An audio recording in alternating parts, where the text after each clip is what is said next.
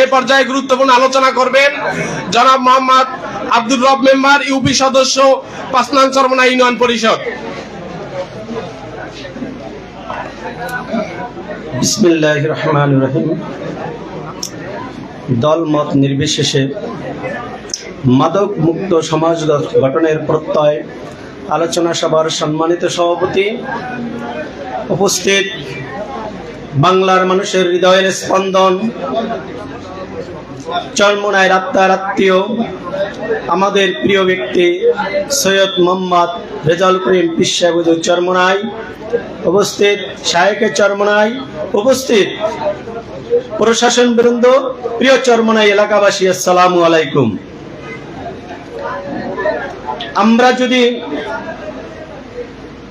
যত সমাবেশ করি, যত মিটিং করি, যদি নিজে নিজে প্রস্তুত না নেই যে মাদক মুক্ত করব, জীবনেও মাদক মুক্ত হবে না। এখানে যারা উপস্থিত আছি সবাই এক বাক্যে একটি শপথ করি, আমরা মাদক নিজে সেবন করব না, যে সেবন করবে তাকে আমরা প্রশ্রয় দেব না, এবং সেবনকারীকে আমরা হাতে নাতে ধরে আইনের কাছে সুপর্দ করব। এই শপথ কি করতে পারি ভাই? সবাই এক বাক্যে বলি, সবাই যে হাত না লাগায় তারে বলবো সে জড়িত মাদকের সাথে। সবাই এক বাক্যে বলি। সুধী ভাইয়েরা,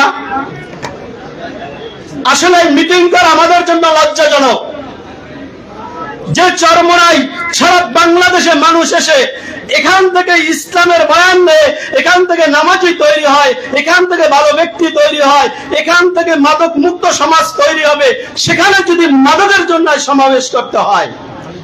প্রিয় চরমোনাইবাসী, আমাদের ইসলামী আন্দোলনের লোকদেরকে আমি বলতেছি, যদি ইসলামী আন্দোলনের কোন ব্যক্তি আজকে থেকে মাদক সেবন করেন, মাদকের সাথে জড়িত থাকেন, সুনির্দিষ্ট প্রমাণ পাইলে দল থেকে বহিষ্কার করা হবে।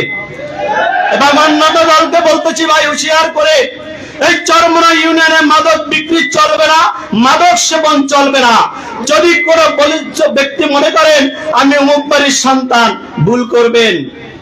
মাদক থেকে সতর্ক থাকুন।